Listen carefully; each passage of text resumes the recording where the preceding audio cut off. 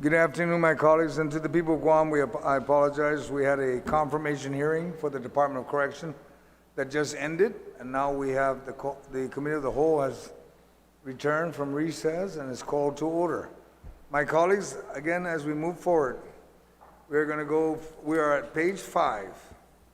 I ask indulgence of my colleagues that we allow the OFB and BBMR to present their numbers. Like on page 5 from line 1 to line 12 or line 13, then you can ask the questions, just so we can complete the list. Then as we move along, as we complete it, then you can ask questions. I'm not going to close the section because we have to end up to page 10 before we can close it anyway. All right? So that being said, I would ask, and Lester should be calling in, so he should be on the air when he needs to speak. We'll ask him.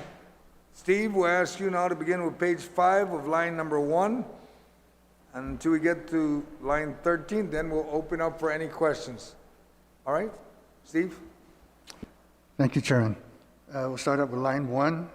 It's the Sanitary Inspection Revolving Fund, projected at $85,425.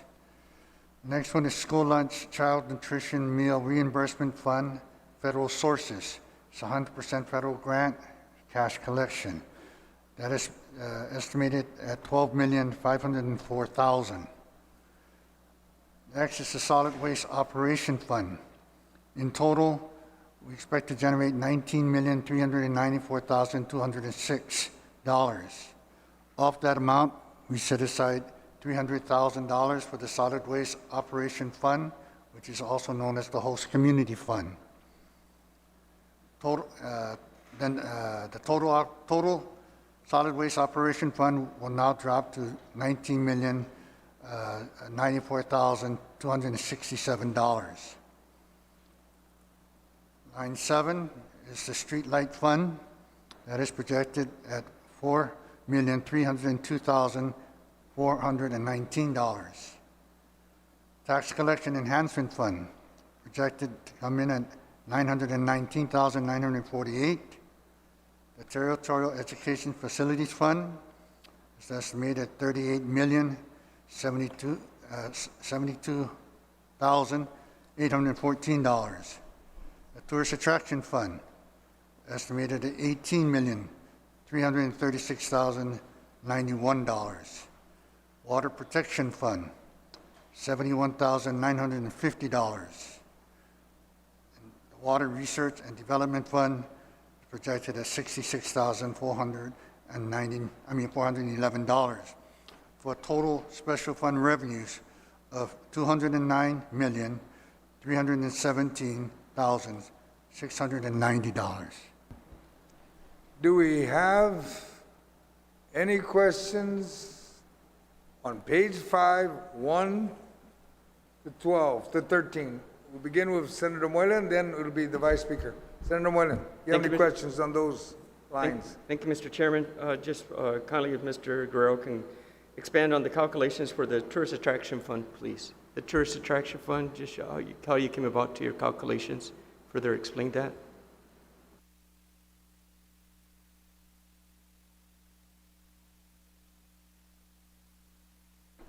What we did, Senator, was use basically a statistical model using the average of about 400,000 tourists coming in. We also determined that based on average room rate that is expected to be charged. And when you calculate all of that and put it together, it comes out to basically the $18,300,000 that you're looking for. So that 400,000, that's divide that per year, so it's about 1,000 tourists per day, but depending on the different flights, how many will be coming in. But that's for the whole year, so hopefully we start soon with those tourists coming on in. Thank you, Mr. Guerrero. Thank you, Mr. Chairman.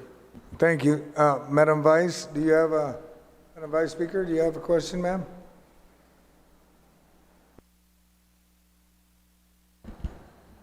Yes, thank you, Mr. Chair. Steve, for the school lunch, I spoke to you about this earlier. For the School Lunch Child Nutritional Meal Reimbursement Fund, Federal Resources, 100% federal grant cash collections. Can you just explain to the public what that is and how it gets reimbursed? What I know of the fund, Senator, is this is an amount that's kind of projected before the fiscal year starts based on the number of students that qualify under the program.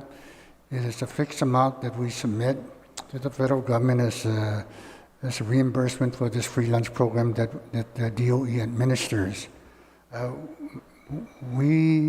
I'm not mistaken, Mr. Burns can probably help me. I think what we do is we utilize local funds to pay this upfront, and then after that we get reimbursed by the federal government for the amount that we have expended. Okay, and is there any part of this fund, or is there any part that DOE has to pay without reimbursement for the school lunch nutrition program? Mr. Byrne? Vice Speaker, not that I'm aware. The money goes right the way through DOE, not DOA, but to my understanding that DOE gets reimbursed for all the school lunches that are served. Okay, thank you. Thank you, Mr. Chair, and thank you, Steve. Thank you, Madam Vice Speaker. Is there any question for line 1 to 13 on page 5? There being none, Steve, you can proceed on line 14 now and down to line 26. Thank you, Mr. Chair. The next category that we are expecting in the revenue is the federal matching grants in AIDS. You're on line 16. The first one would be Guam Community College. They project to bring in about $503,982. The other one is Guam Council on the Arts and Humanities, at $294,800. The Guam Police Department at $700,970. Department of Integrated Services for Individuals with Disabilities at $2,085,461. Department of Labor at $47,000. The Office of Attorney General, $4,524,130. Department of Military Affairs is $2,185,679. Department of Public Health and Social Services at $97,242,027. And University of Guam at $2,354,665 for a total federal matching grants and aid revenues of $109,938,714.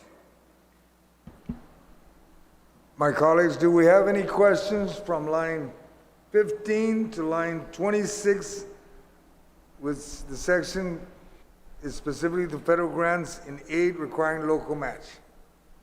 Senator Tello. Mr. Chair. Steve, when I noticed that these amounts are different, they're varying. Some are actually more and some are actually less from what was appropriated in the 2020 budget. And in particular, the Guam Police Department was increased to $59,798 compared to last year. So what causes that change in costs?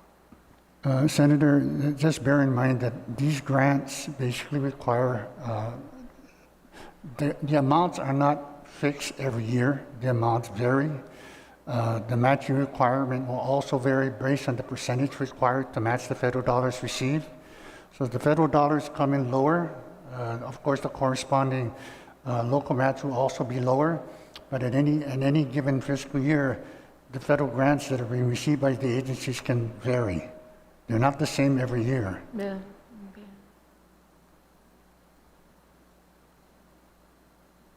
So the amounts that the amounts that you're reflecting here, Senator, are coming from basically the agencies.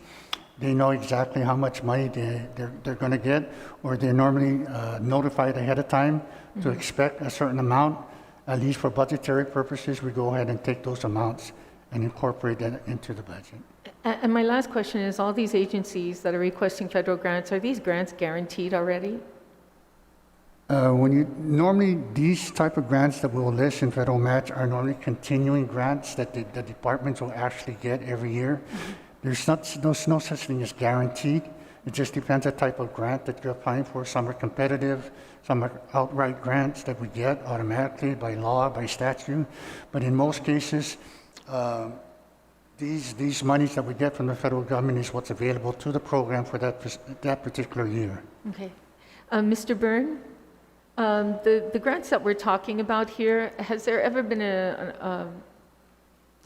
a time where any of this was never expended for some reason or another, but was it always fulfilled at the end of every year, this amount that's always been set aside for? I'm not actually clear about the question you're asking. You're asking if the matching amounts are always available to match the federal dollars that come in. Right. It tends to vary because the federal dollars themselves. Oh, no. No, I'm talking about, has there ever been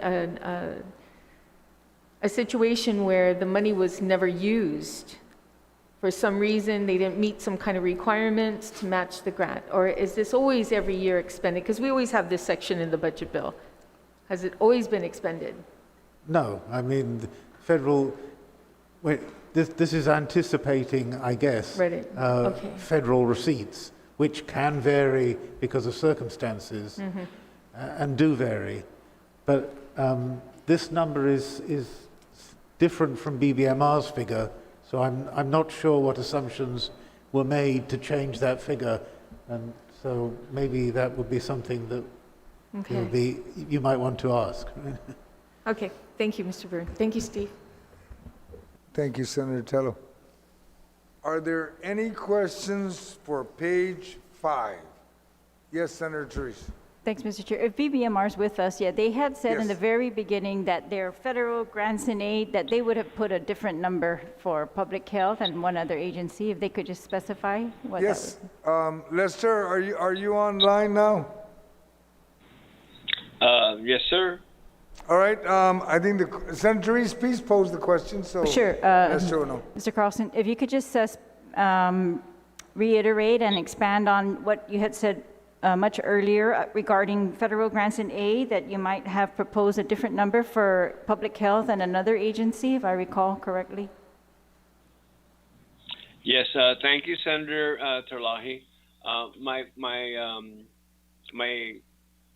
statement was more on the general and special fund, but it also applies to this section here. I believe it in total, if you look at the comparison that we provided to you, the OFB number is $2,863,614 below the BBMR number. I would suggest that adoption of the BBMR number be considered by the body, because this is $2.8 million here that we're looking at being able to receive. We are in constant contact with all these different agencies.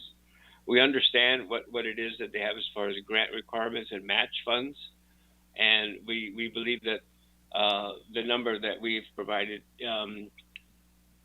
is more accurate.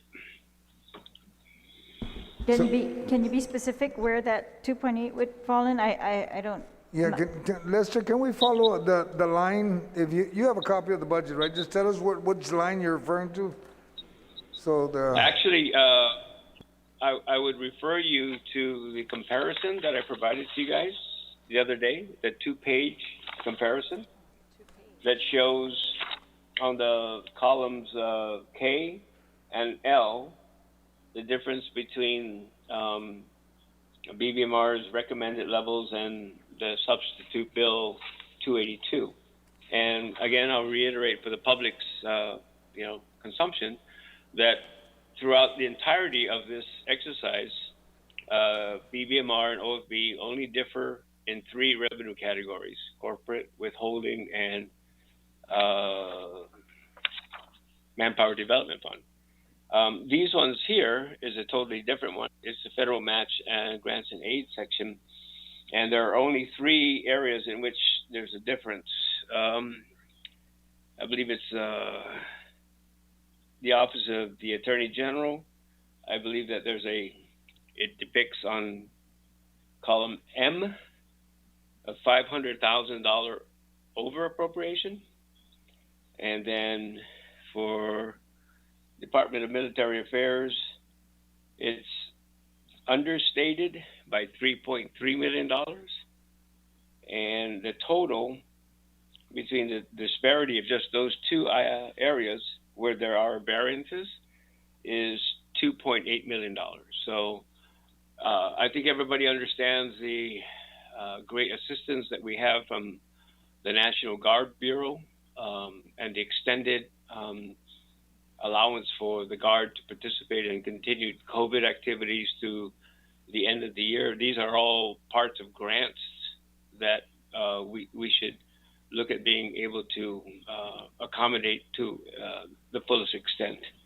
Similarly, we understand the grants that the is it Department of Labor? I think I'm misreading this thing here as I look across.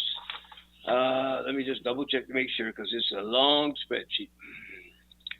Oh no, I was right. It was the Attorney General's office. Our recommended level for this section is $4,013,648. The OFB number is $4,524,130, or a difference of $510,482. Don't mean it's just a choice of language, overstated. So our recommendation, because these are federal grants that we need to match to maximize the availability of fundings for GCC, Chamorro Affairs, Police Department, DICIT, Labor, the AG's office, Military Affairs, Public Health, and UOG. Those entities in total, we have a variance between OFB's number and the administration's number of $2.8 million. Thank you. Mr. Guerrero, Thank you. Did you want to respond to that, or? Yes, Senator, what Lester is saying is true. We agree that, of course, more federal dollars is always going to help, of course, the government's operation. The numbers where we vary is in the Office of Attorney General, like he mentioned. We have a variance of, line 22, with the Office of Attorney General, where we have a variance of the $510,482. We are a little bit higher simply because when we contacted the Office of Attorney General, this is the number they asked us to use, which is higher than OFB. So, following Lester's line of thought, I think it's only appropriate that we go ahead and use the higher number. In the case of public health, it was a little bit lower. Again, we contacted the department, and this is the number that we got from the department. So who best would know what level of funding that we're going to get? So we just kind of went with the department on this. But those are the only 2 areas that we have a variance on, and the variance is $2.8 million at this point. Thank you very much. Mr. Chair, I would make a motion on this section, or? Sure. Yes, I've just make a motion that to allow OFB to continue to adjust the federal matching grants and aid up or down in consultation with the agencies until the budget is passed, and then and to give them that discretion. That would be my motion, only for the federal grants and aid. Senator, just bear in mind, the amount that we're reflecting here for public health is actually in the executive budget. So we just, wanted to verify whether that number still holds true. So as we sit here today, I believe that's the number that we're going with. But, if the Bureau budget wants to make the upward adjustment, because this is not local funds, I don't have any problem of adjusting it upwards. All right, Senator, we're okay now? Yes, thank you. Okay, it's all talking about federal funds. Senator Luis Muñoz, ma'am. So I just want to clarify again from Mr. Guerrero. So this 97,242,027, that's directly from public health? That's the number that they gave you? This is a number that's in the executive budget. Okay. Okay, and we have not heard any changes, any information to change this number, so that's the reason why we used it. Okay.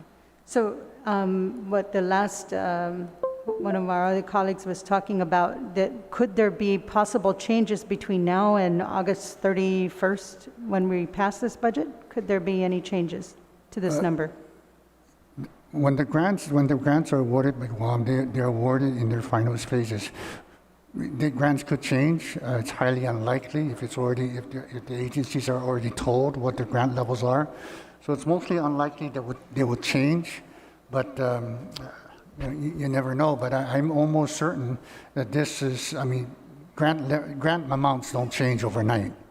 So it's almost conceivable that if the Bureau budget has received additional information that warrants an upward of 2.8 million in federal dollars, I don't see any harm for us to do that here as a body because we are not affecting the local match. Yeah, actually their variance, they're just specifically on Department of Public Health is 100,616,000. So that variance is 3.374 million, just specifically on Department of Public Health.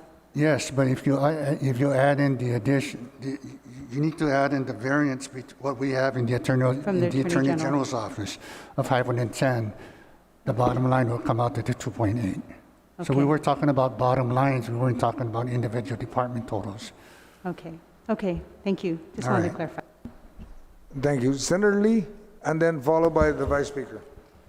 Siduous Masi, Mr. Chair, just a point of order. It's my understanding that a previous speaker had made a motion, so I just would like to dispense of that motion, or how are we moving forward? I was going to ask her as soon as she comes back. She just stepped out.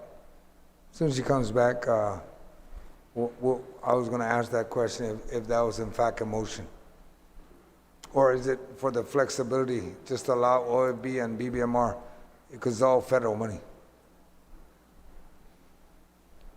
Let's take a quick recess and we'll get hold of Senator Terlai.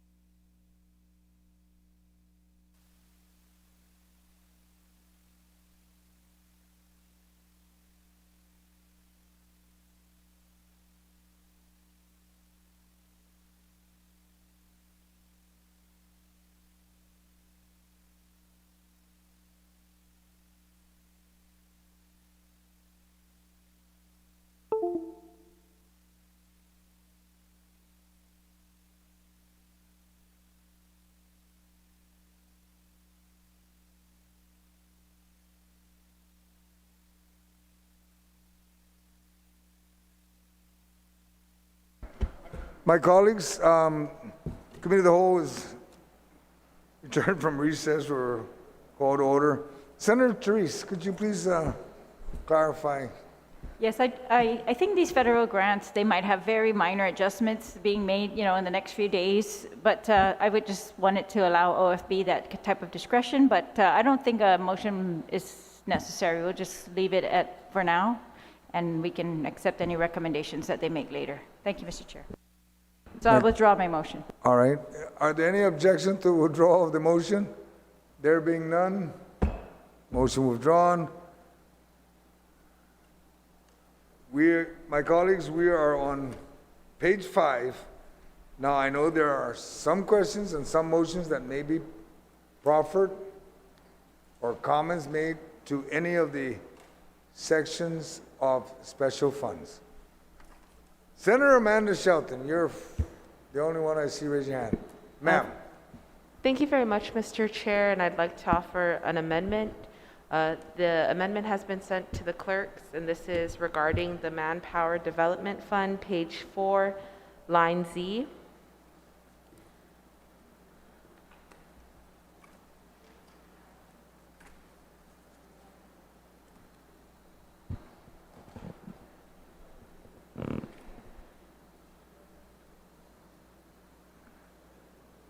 Page 4, line 15, letter Z, correct? Yes, that's correct. And I'd like to thank the chairperson of the Committee on Labor for helping me to speak with the Department of Labor and to BBMR and to Steve for the discussion earlier about what the projected revenue might be, taking into consideration the amount of foreign laborers we have on island at this time, and the increase that we are expected to see with military and other construction projects. And so the amendment, line 15, page 4, will be to read letter Z Manpower Development Fund and to strike out $3,200,000 and to replace that with $4,400,000.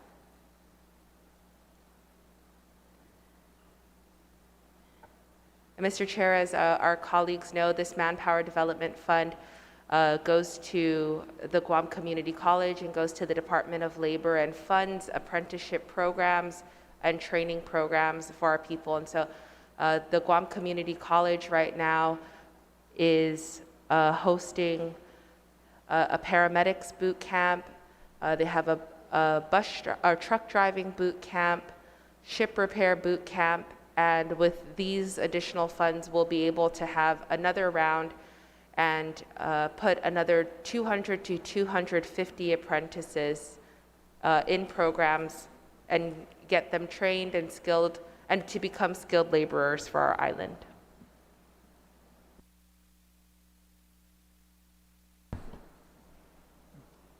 Senator Tello?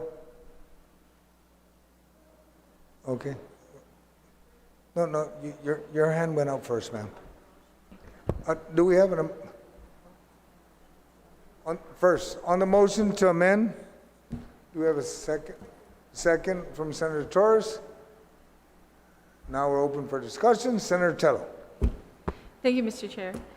Mr. Chair, I heard earlier that the amount that you were talking about and setting this at where it is today at $3.2 million was based on conversations you had with Greg Massey, right?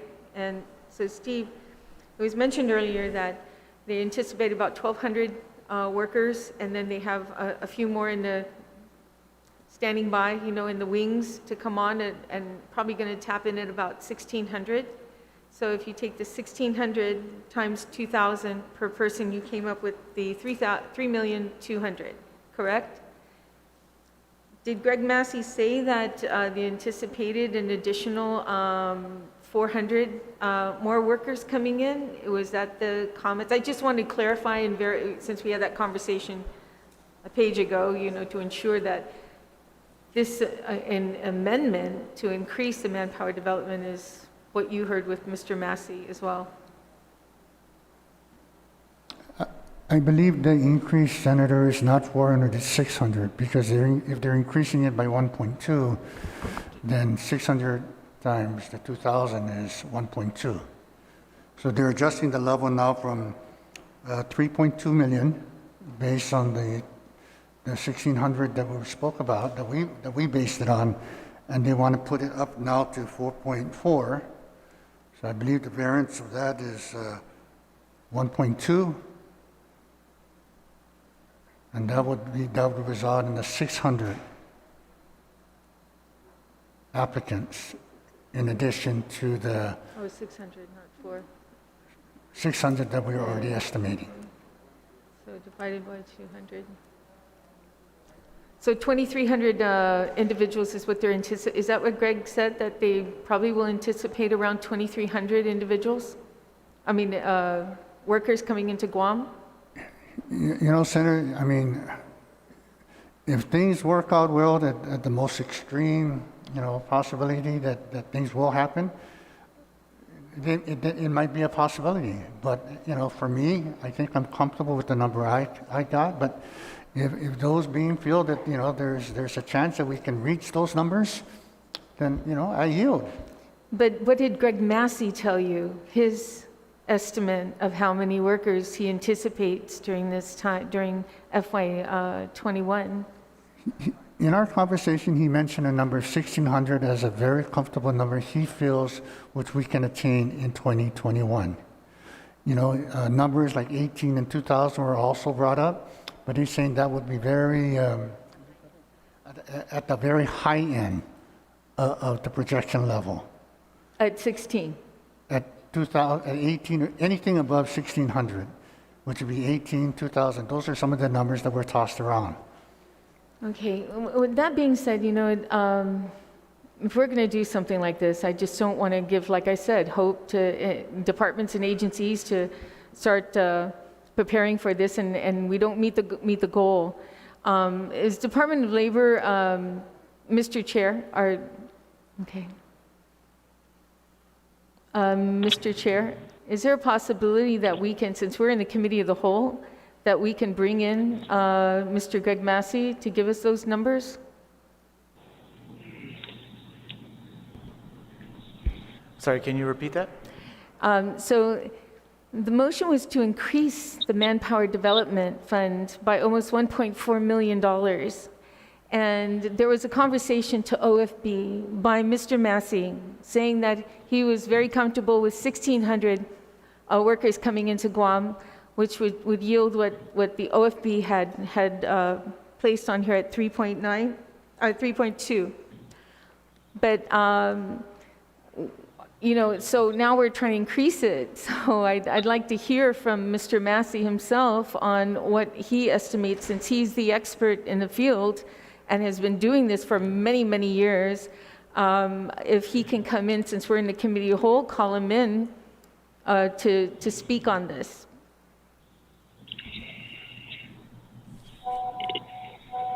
Senator Regine, you're recognized.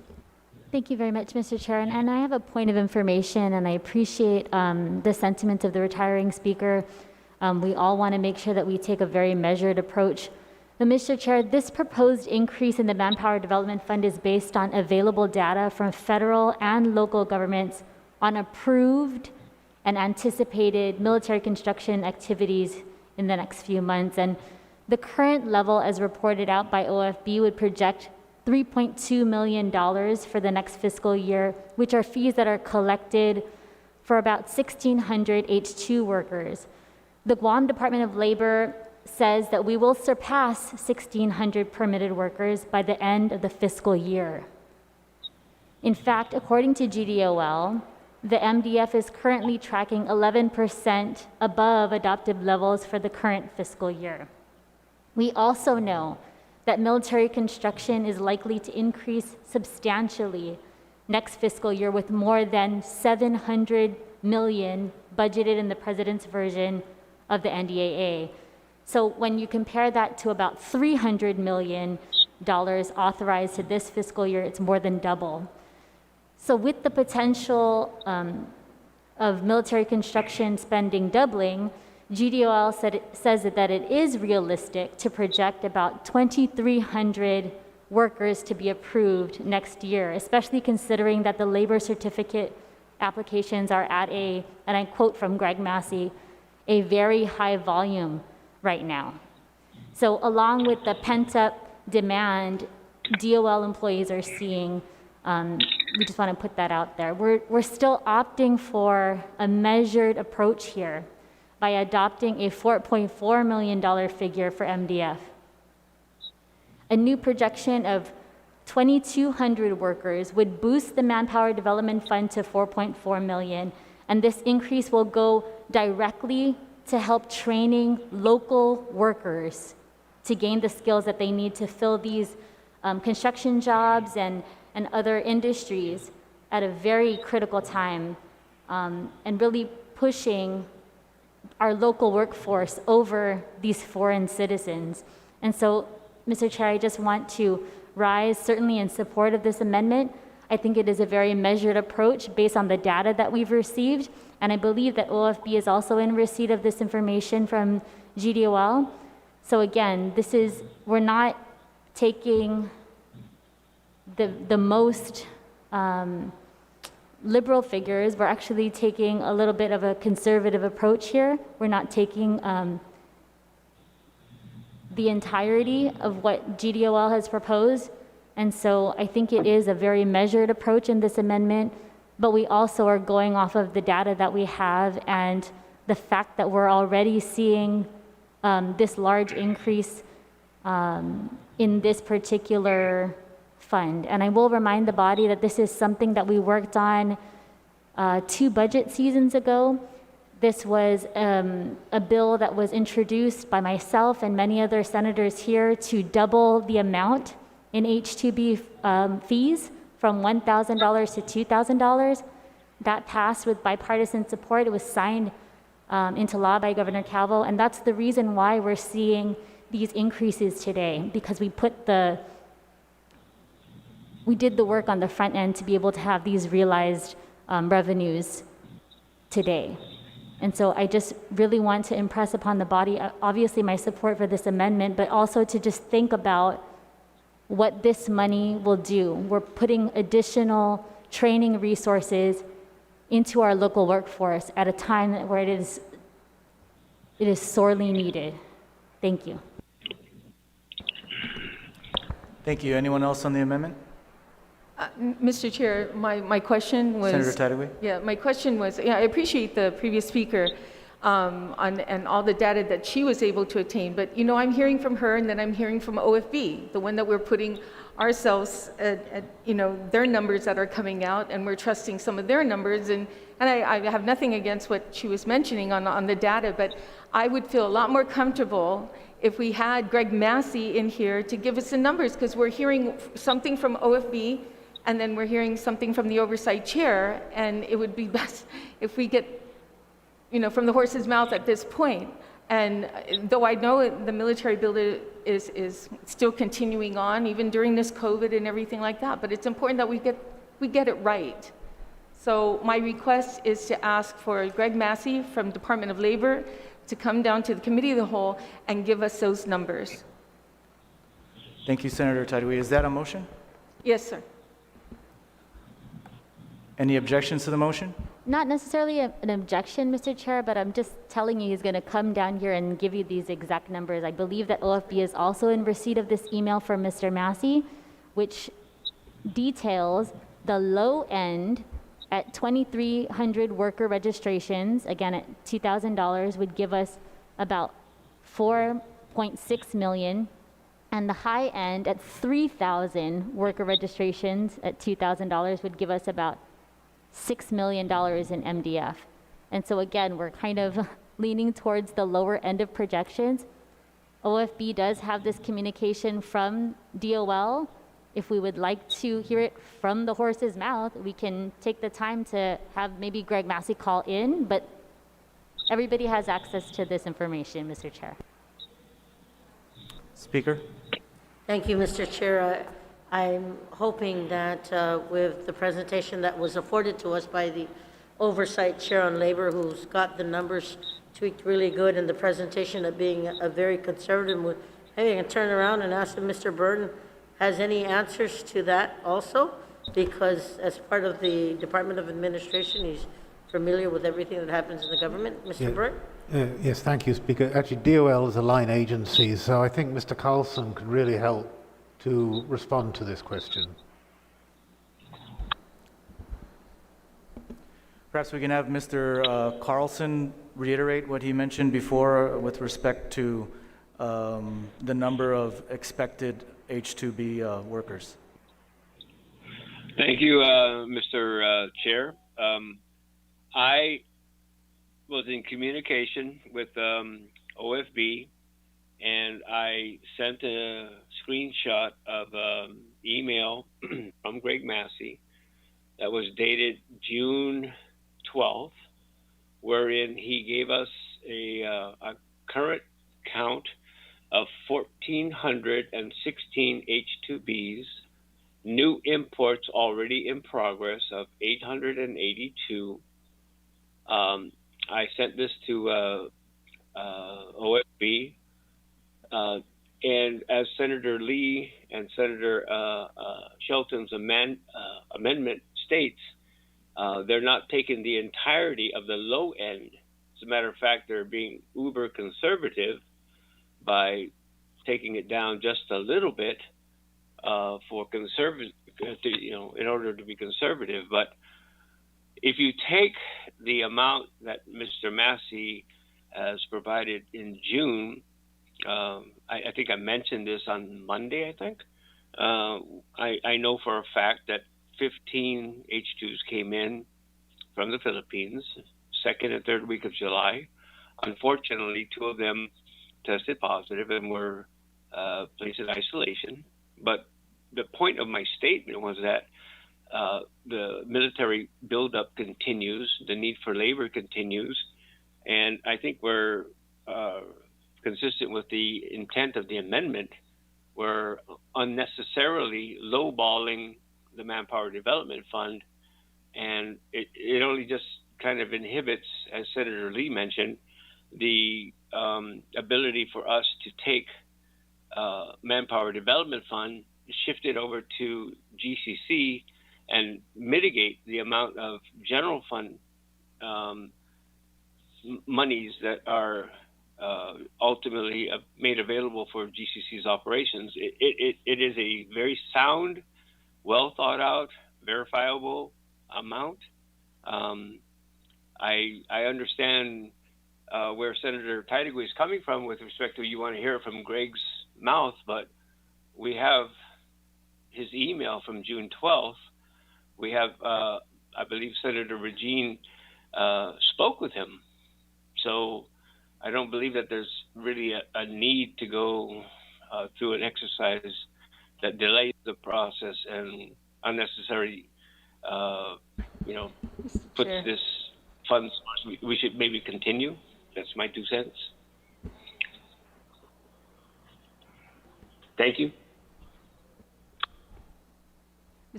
Mr. Chair, I think, we're hearing the numbers from maybe now 4 people, and really all we want to see is if there is an email, why is it not in front of us, or has it been provided? OFB is indicating they don't have it. And so that's all we want to see, what the evidence is. And if we can't see it, then of course it's reasonable to expect to hear it from, yes, the source. But I think that's what we're doing here. So if we've got an email, we could just pass it out. Maybe that would resolve it. I don't want to speak for Senator Tidegway, but for me, an email would be fine if that's what the numbers actually show. Senator Kelly? Suzuis Maasi, Mr. Chair. I have a question to the author of the amendment, which I think will also help provide the rest of us clarification to weigh this out, if she would yield. Does the author yield? Say your question. Suzuis Maasi. So it seems to me, in looking at the enabling legislation, that this is a dedicated funding source. So I'm wondering if, it sounds like the estimates are there, and I definitely support the programs it wants to support.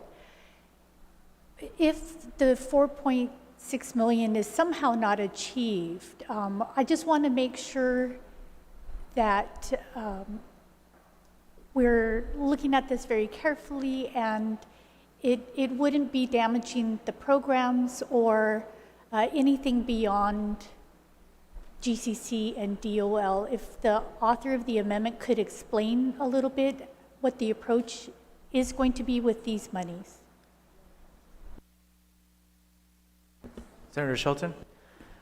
Thank you very much, Mr. Chair, and thank you for the question. I am very confident in the numbers, as we heard from the Department of Labor and from BBMR. Although if we weren't to realize these amounts in the Manpower Development Fund, I think the way that the Guam Community College would be affected is that they wouldn't be able to plan for this second round of apprenticeship trainings and boot camps. So right now, for this coming year, they have a truck driving boot camp, a ship repair boot camp, and currently are in the beginning the paramedics boot camp. And so with these extra funds, they'll be able to plan for a second round and also add on an IT boot camp and training. And so I think they just have to, push those off until the following year. If we weren't to, the second round of boot camps for the year, they'll push it to the following year if we weren't to realize it. But again, I am very optimistic in these numbers, and the trends for the Manpower Development Fund show us that it's more likely that we will see this money come in.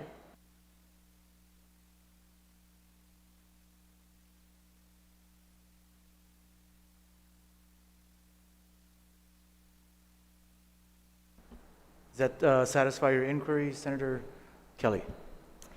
Suzus Maasi, Mr. Chair. Yes, it was very helpful to hear. The more that we're hearing these numbers that have been sent out in an email, and we're going to be receiving them shortly. And I really applaud the authors of the amendment, or the author of the amendment, for choosing the conservative number because that seems to be a wise direction to go in right now. So those provide me assurance of the numbers and their confidence in them, and then also that if for any reason they're not achieved, that it's mitigatable, that it's not something that is going to cause harm, because of course I think for all of us we want to set everybody up for as much success as possible. So Sujus Maasi for the answer. Thank you. Senator Perez. Thank you, Mr. Chair. Yes, I do agree with the sentiments of the retiring speaker, but I also noticed the date upon which these numbers were sent. It predates the proclamation by President Trump regarding the suspension of entry of workers into the U.S. labor market following the coronavirus outbreak. And so, I think in considering, I'm full support of, let's re-engineer our economy and let's provide a workforce. But, I think to base it on projections that we're dealing with a fast changing market, and with a lot of rules being coming about that can really shift things. I think it's perhaps prudent to I think it's prudent to kind of consider these things where, we have executive orders barring or minimizing, workers coming from other countries. So I think that's, has that been taken into consideration, the executive order by President Trump to bar workers coming in? And this, again, came out after the email that was just dispersed. So I'm wondering if that was factored into it. So I guess it's a point of inquiry as well as a comment.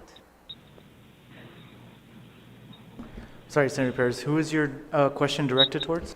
I guess to BBMR. Lester Carlson, and, you know, if, I guess if DOL were here, they would be able to answer that question directly too. Mr. Carlson, would you like to answer? Thank you, Senator Rangel, and thank you, Senator Perez. I think what I was trying to do was show you guys that on June 12th, you had a statement from Department of Labor, and as I mentioned a couple of times earlier, in July, I know for a fact that these H-2 workers continued to come in because 15 of them came in the second and third week of July. And unfortunately, 2 of them were tested positive for COVID. So as I mentioned previously, the contractors are finding ways to bring the people in. There isn't a cessation of the ability to access this labor because it's military related. So there isn't a pause. There isn't a, that was a point in time, and there aren't going to be any more of these people coming in, and so we won't be able to appropriate the fee. That's not the case. The case is we do have Philippine Airlines flying into Guam. We have a conduit to be able to get our primary source of labor to Guam to perform the work. So I think that the numbers proffered in the amendment are appropriate. I think the numbers proffered in the amendment are something that the body should consider and adopt. Thank you. Mr. Chair, in addition, I just have a point of information for the body that I'd like to share at this time. Senator Lee? Acknowledging the statements by the previous speaker, there also exists a point of order, an please. exemption for military construction. So even with the executive order, there is an exemption for military construction. These H-2 laborers are primarily come to Guam to provide that service to local companies or companies that have these military construction projects. And so I just want to reiterate that I think Mr. Carlson has done a good job of informing the body on multiple occasions that there have been H-2s that have been coming through. So I just want to reiterate that. Thank you, Senator Perez.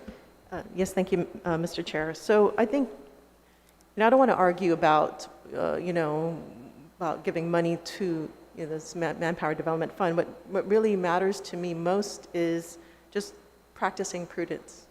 Because, we just heard from Lester Carlson that there was a 13% reduction based on the COVID infection. And so, yes, they're predicting these amounts, but to some extent it's going to be impacted by, COVID infection. So I think, for me, going forward in this process, I think it's really important to play it safe, as OFB has done, is just to kind of base it on conservative amounts. And should there be a windfall, then that would be great to the agencies, and they can get that funding. But to kind of expect that amount and then have to come back and say, you're not going to get that amount after all. I think it's a better tactic to have. And we're not harming anything, right? We're not harming anybody by saying, okay, we're going to be conservative, and should we get more money, then you're going to see that, versus we're going to give you this amount, but then now we're going to take back. So I think that's just a better strategy, I think, to really kind of play it conservatively. And, there's no harm in that, I feel. It's, there already was a reduction, considering their projections. And now, we have to understand these are projections. It's not reality. It's not the real amount. And that's the difficult part about this process is, can we really predict that amount? And if we had a crystal ball in front of us, sure, yeah, they're going to get that amount. Sure, it's, support that amendment. But I think that, I think playing it safe is probably the better approach. Mr. Chair, if I may, please. Thank you, Senator Perez. Mr. Chair, Senator Titlegy. Mr. Chair, I just received the email that was spoken about. That was sent to BBMAR, to Joaquin from Victoria, from Greg Massey, going down the line. So it was done in June, June 12th to be exact. So I'd like to ask Steve, when's the last time you spoke to Greg Massey? What was the month that you spoke to him to come up to this projected revenue for the growth? Senator, I spoke to Greg Massey. Today is Wednesday. I spoke to him last week. Just last week. Just like I spoke to Gary Hiles on Friday. Just last week. So the this information email is in June. So I would like to hear from Department of Labor, give the benefit of the doubt to the Oversight Chair on all the numbers that she put out there. I mean, that's good news if it's true to form. But it would be important, and I know you, Mr. Chair, you want evidence and you want to hear it straight from the source. You're that kind of person. So I'm asking, Mr. Chair, please, let's hear from the source. Let's hear from Department of Labor, the experts in the area. Senator Lee, you're recognized. Sure, absolutely. Let's bring Department of Labor in here. I spoke with Greg Massey today, just a few hours ago before we went into session. So I'm happy to have him come on the record and clarify this. But in addition to that, Mr. Chair, while we're waiting for maybe Mr. Massey to get online, it would be, I'd appreciate it if we could have Mr. Carlson just reiterate. I think one of the previous speakers may have misunderstood what was said. So I'd just like to give Mr. Carlson an opportunity to clarify for the record what his statements were. Could you say exactly what you wanted Mr. Carlson to clarify? With regard to a 13% reduction that was referred to, I don't believe he ever said 13% reduction. I think he was talking about the numbers of H-2s that have arrived on Guam. So again, I just want Mr. Carlson to be able to clarify that. Mr. Carlson? Thank you, Mr. Chair. Thank you, Senator Lee. Yes, my analogy, and this is again, a truthful, verifiable statement. In the second and third week of July, 15 H-2 workers came in from the Philippines. 2 of them tested positive. The other 13 did not and proceeded to their barracks and proceeded to work. The other 2 who tested positive went through the isolation process and were ultimately released after they tested negative. So the 13 were clear out of the 15 that came in. I never said that there was a 13% reduction. I just said out of the 15, 13 were clear, but because of our contact tracing, because of our stringent measures when people come in, and during the isolation, the quarantine process, we were able to identify 2 of the 15. So I think our quarantine process is working, is evidenced by this example. And I only meant it to be used as an example that H-2 workers continue to come in, and a 13% reduction was taken out of context. And I thank you for the opportunity to clarify that. Thank you. Thank you, Mr. Carlson. I believe Mr. Guerrero has something to add. May I just point out now, if you look at we're not there yet, we're only in the first couple of pages of the bill, but in the administrative provision of this bill, there is a section there that states under all special funds that should any fund collect more than what is appropriate or budgeted in the fund itself, the respective departments will be authorized to use up to the level of collection. Second is, the MDF fund is one of those very restricted funds. It only goes to 2 agencies, nobody else. So whatever fund is collected, whether it be today, tomorrow, whatever, it's only going to go to those 2 agencies. So although I am taking a conservative approach, if within the next 2 months, 3 months, the fund improves, the funds are already dedicated to these 2 agencies. So that's why I'm taking this approach, not so much that I don't want to take, the high-end road of allowing or anticipating 3,000, 4,000 workers to come in. I'm just saying, based on our trend, based on information I received as early as August 1st, that is how we projected the fund for fiscal year 2021. So I just thought I just mentioned that for the body so you can at least understand the why, the method, and the procedure why I came up with this number. It's not absolute. Like everything else, every other fund is fluid. Anything can happen. But we put in the provision to allow them to utilize these funds if the fund starts to collect more than what's appropriate in the law. Thank you, Mr. Chair. Thank you, Mr. Guerrero. Okay, there is a motion on the floor to call Mr. Massey down here. Are there any objections to the motion? No objection, motion carries. We'll take a brief recess and get a hold of Mr. Massey.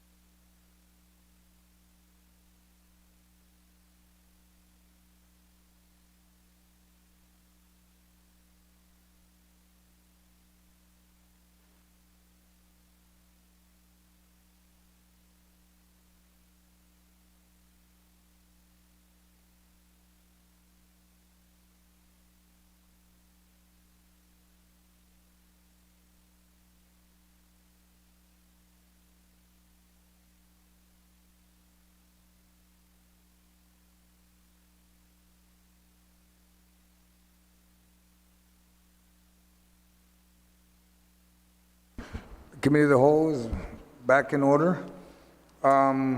We ended with the request for Mr. Massey, and he's now here. And Senator Tello, you still have the floor. Sidus Mas, Mr. Chair, and thank you, Greg, for coming down to the legislature on such a quick notice here. We were in discussions about the manpower development. Oh, sorry, we're not on? Stand by. I Oh, apologize. to We're going to have to swear swear him in. Mr. Massey. Sir, Sergeant Arms? Yeah, can I have you stand up, raise your right hand? Under penalties of perjury, solemnly swear to tell the truth, the whole truth, and nothing but the truth, so help you God? Okay. Mr. Chair, he's under oath.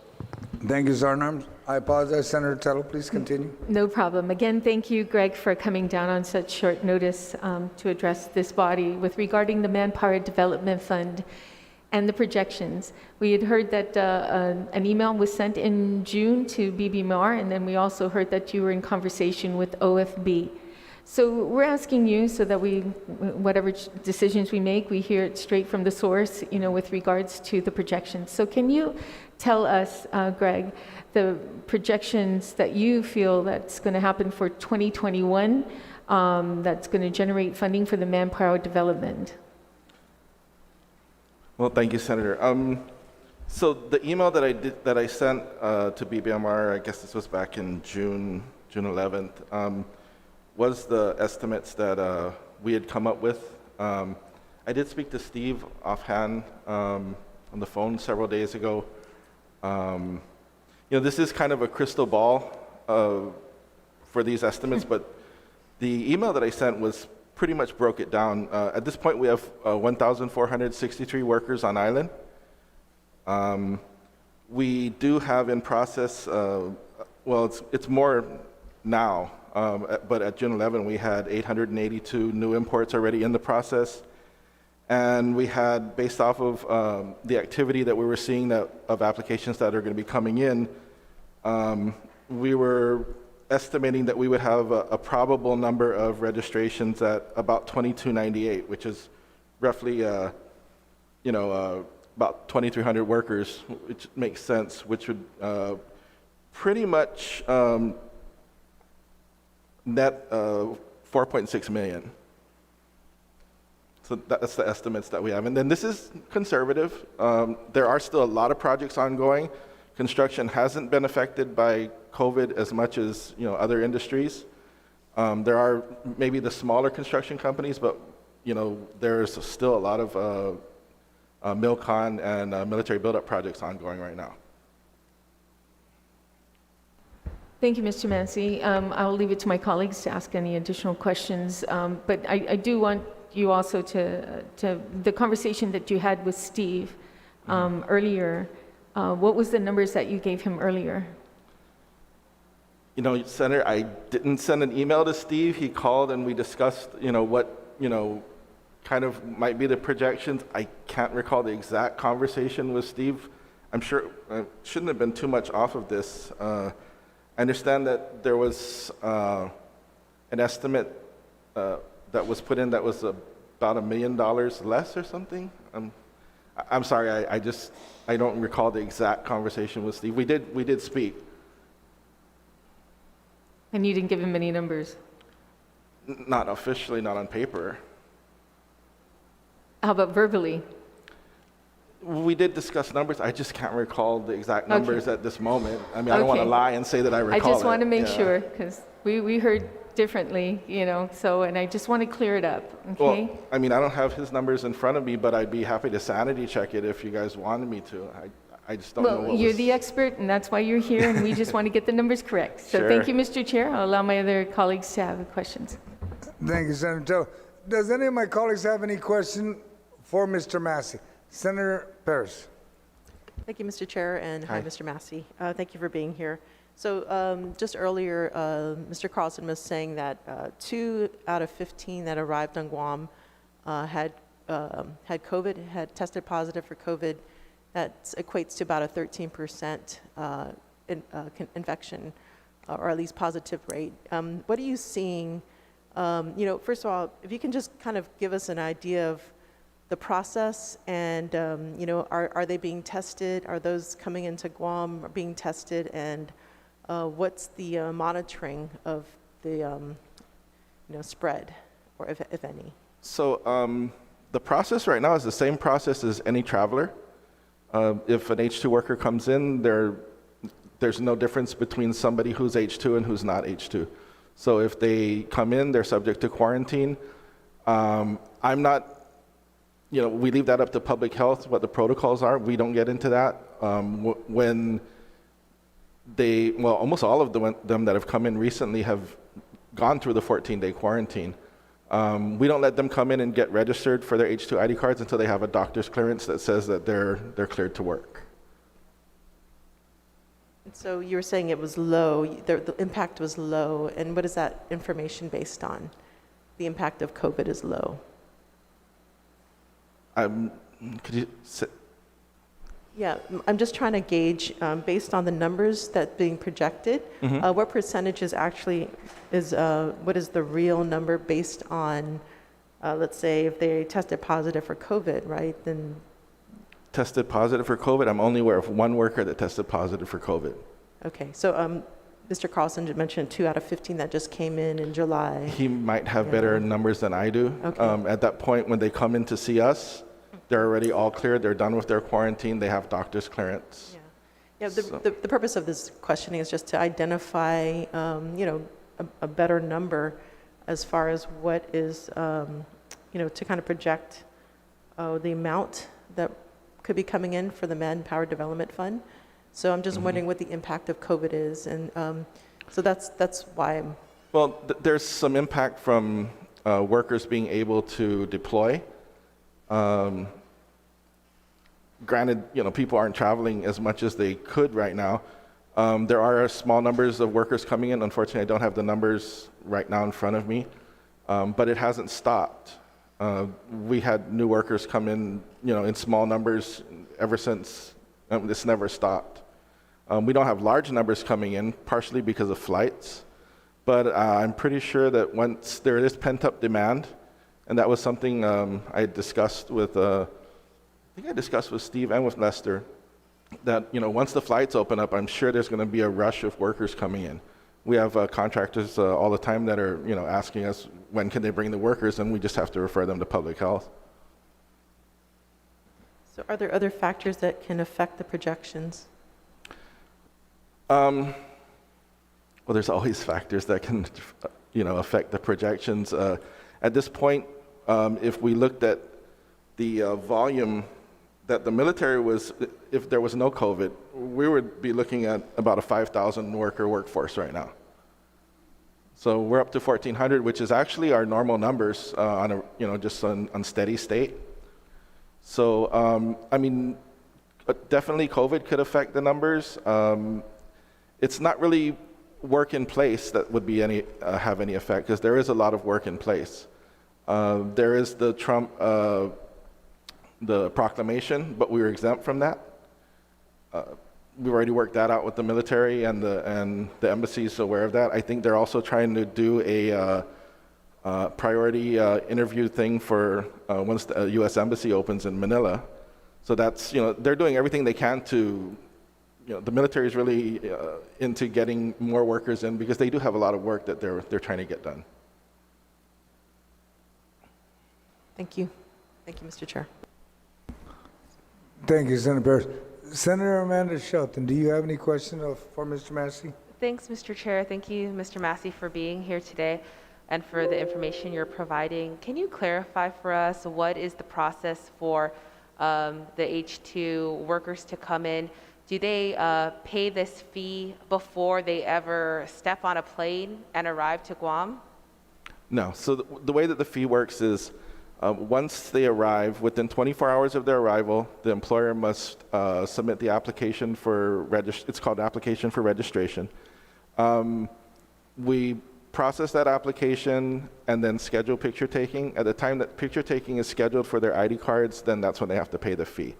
If they're extensions, then typically they're going to pay just the full 1 year amount. If they are new imports, then we would prorate the amount based off of when they arrived.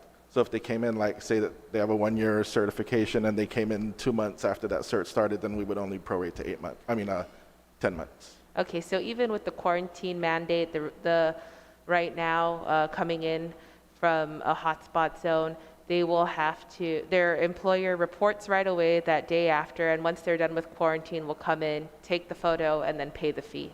Correct. Okay, thank you very much. You're welcome. Senator Therese, ma'am. Hi, can you just confirm what you were talking about? The fee is annually, or it could be for an extended period of time? So all H2 labor certifications cannot be more than a year. Okay. They can be up to a year, but typically they're a year. Contractors don't come in for shorter periods because it's just not worth the effort. Okay. So, and then, Mr. Byrne, so the Manpower Development Fund looks like the actual collections year to date versus the adopted revenues. According to the June report, our collections exceeded the adopted revenues by 700,000. Does that money go straight to the same purposes as the adopted revenue, or still goes towards GCC or Department of Labor? Yes, Senator. All right. Whether we appropriate that much or not, right? All of it goes, okay. Yes. All right, thank you very much. Thank you. Any other, Senator Lee, you have any questions, ma'am?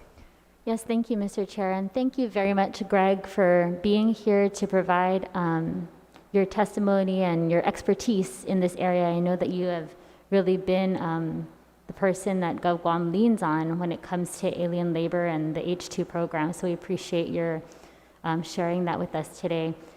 If you could just reiterate for the body your projections for your low projection was about 2,300 workers, which would equate to $4.6 million in manpower development. Is that correct? That's correct, Senator. I had a low projection of 2,300 and a high projection of 3,000. Like I said, at this point we're at 1,400, so we're going to surpass, 1,500 or 1,600 very easily, in the next couple months. Thank you. And so in the high projection, that's 3,000 workers at about 6 million for MDF. Is that correct? That's correct.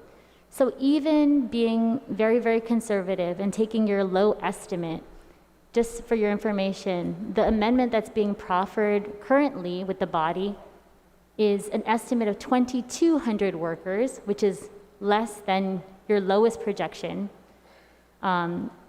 for 4.4 million in MDF. Would you be comfortable with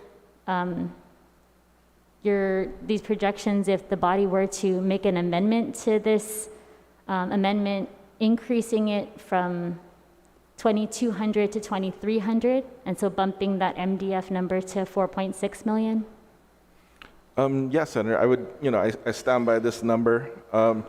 Granted, again, it's really a moving target. Right. I mean, it could, especially since we've got the provisions in the law that says that we can expend up to our actual appropriations.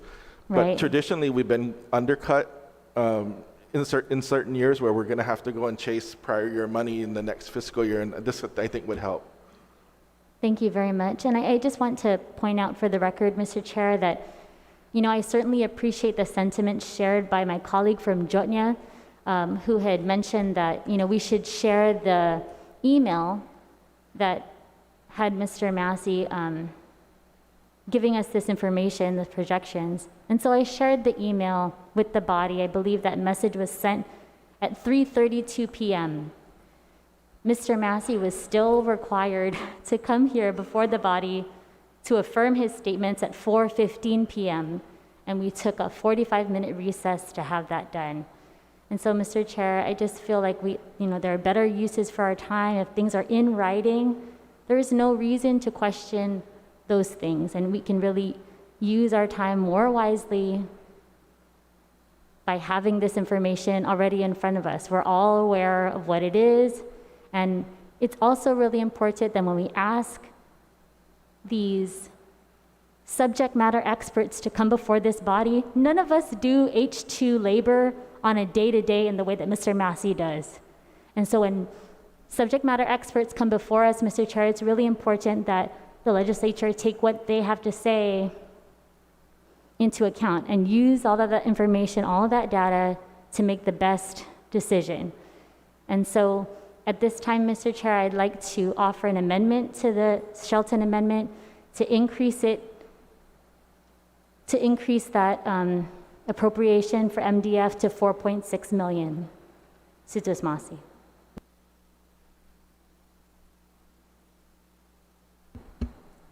Thank you, Senator Lee. Is anyone on the motion to further amend? Any objections? Senator Therese, you have want to speak to it? Yeah, could you just read the original amendment amount? 4 point what?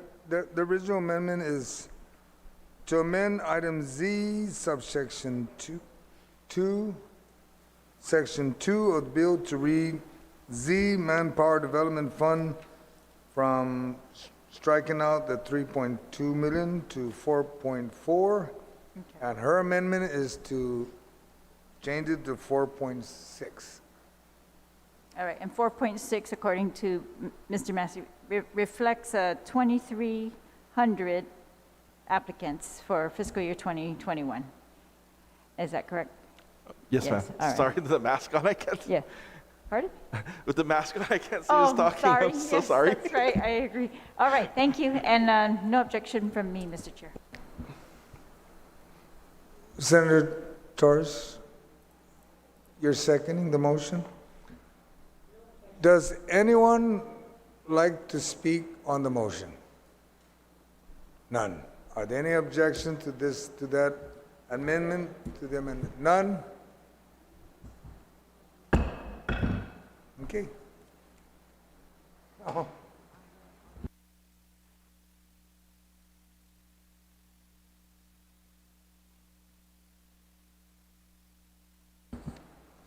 On the amendment as amended, would end Senator Sheldon? Yes? Thank you, Mr. Chair. Or to close? Okay, thank you very much. I want to once again thank Mr. Massey for coming down and for all of the information that he provided today. And to reiterate that this is, again, a very conservative number that we are offering, and to thank the co-sponsor of my amendment, Senator Lee, that we are still looking at the low end of this projection. And I want to thank everyone for their support, and to thank them for helping us prioritize building up our workforce and preparing them for the very tough times ahead of us as an island, ensuring that we have local workers, skilled local workers, to address these issues that we'll be faced with soon. So, Situas Masi, Mr. Chair. Thank you, Senator Shelton. On the motion, the amendment as amended, are there any objection? There being none, thank you. My colleagues, we have completed. Thank you, Mr. Massey, for your attendance. Okay. Yes, Senator Lee. Dispensa to Mr. Chair, just a point of order. We do have the subsequent amendments that are tied to the one that just passed. So one for an increase to Guam Community College as well as the Guam Department of Labor. So I'm not sure if you want to accept those as amendments now, or if you'd like to do that when we get to that point in the budget bill. When we get to that point, at least we know, so noted. Okay. When we get to that point, then we'll address it then. Then we'll make the changes then. Situs Masi. All right? Just so that we're not bouncing around too much. Thank you. My colleagues, thank you, Mr. Massey. Now, you may leave, sir. Thank you. Thank you for your participation, and we know where to find you. All right. My colleagues, we've completed up to page 5. And I know that there's still motions to make changes from page 1 to page 5. Is there anyone that my colleagues would like us to call, to show up, to be able to speak on any of your motions so we can have them all? Do you have anybody you would like to call in, Senator Jim, in reference to page 1 to 5 on any of the amendments? None. Okay, great. Surprise.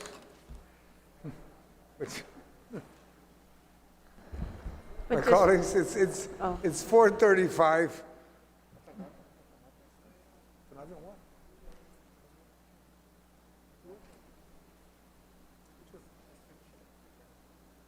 Okay, I'm going to have Steve finish up on page 6, just line 1, 2, 3, 4, 5, just to close that number before we can go into another section. All right? Steve? Thank you, Chairman. I'm on page 6, line 1. We will just go ahead and report out the totals. The total for the general fund revenue will be $630,111,951. Total special fund revenue is paid at $209,317,670. Now we would need to make the adjustment on the Manpower Development Fund if it does go through. We'll add in the additional 1.4, but right now the amount is $209,317,690. Okay. Total federal match and grants and aid revenues is $109,938,714. For a grand total of all fund sources is $949,368,355.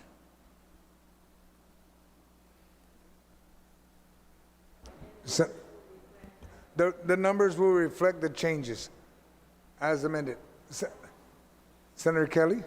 I just want to make sure that I'm doing this in the proper order. So I do have an amendment for the Healthy Futures Fund. So I just want to alert you to that so that we don't get past the point where we're doing amendments to this first section. Yeah, we're not done yet. We're not done yet. Yeah, We're still I just in wanted to discussion. alert you just to make sure. What page were you looking at and making an amendment, Senator Kelly, so that we? Well, you had said to wait towards the end to do amendments all the way from between 1 or 2 and these pages. So it would be, I believe it's page 4. Page what? 4. Page 4, line what? What's the line? Line 10. Line 10 on the Healthy Future Fund. Were you looking at increasing it or? Again, there's a law that has not been provided for in here, and we've had some discussion about that the Healthy Futures Fund is performing very well and it's actually increasing. So I just want to make sure that the law that discusses $200,000 of the Healthy Futures Fund, that is inputted into the bill. Oh, okay, to increase it. All right. Okay. Senator Clint, you had your hand up. Did you have anything?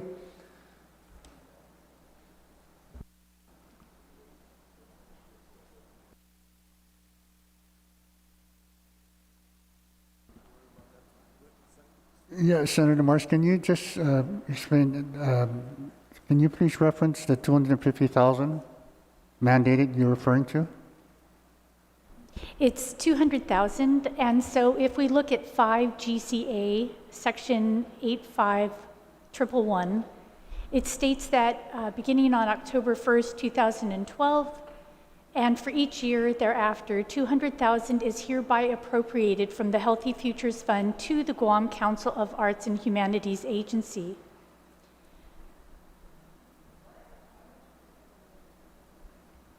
Okay, so Senator Kelly, 200,000 is to be appropriated to CAHA. Have you seen it anywhere in the budget if they didn't get it? Because it doesn't decrease the amount on that page 4. You're talking about an appropriation. This is the funding source. Right, and we just want to make sure that this funding source reflects that it will be inputted into CAHA's budget, because right now it is not there. Oh, okay, then when we reach that, then that's when we need to bring that one up, because if you look at page 4, it's this is the funding source. When we Right. go to that section in the budget, in the CAHA, if it's not there, we need to address that to make sure, and we will so note it. I would advise OB to look Right, into that. I just wanted to make sure that Yes. the total was not fully accounted for here, and that when we get to CAHA, you would say that It's the gone. amount is Understood. not available. Steve? So noted. Madam Vice, you had something from page 1 to 5? Or you wanted to make comment? Just a point of inquiry, Mr. Chair, to the previous comments on, the appropriation. Just so we understand, if you're not making an adjustment to the Healthy Futures Fund or any other fund on pages 1 through 5, and we're going into the budget now and looking at each individual government agency, that if you want to increase the appropriation, you have to discern and indicate where you will pull that money from in order to increase that appropriation for the agency, correct? That's correct, ma'am. Okay, thank you, Mr. Chair. So if there's this mandate that is being spoken of, then perhaps there's avenues that you need to look at for the Healthy Futures Fund to increase it. Or you pull from another agency.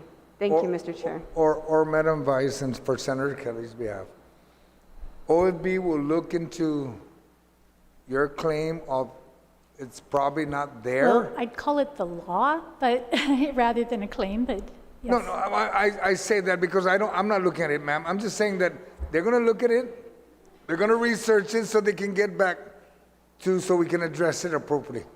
And if there's a shortfall in this revenue, then we'll make the adjustment. But OEB will search it in the budget document. I appreciate that, To because validate.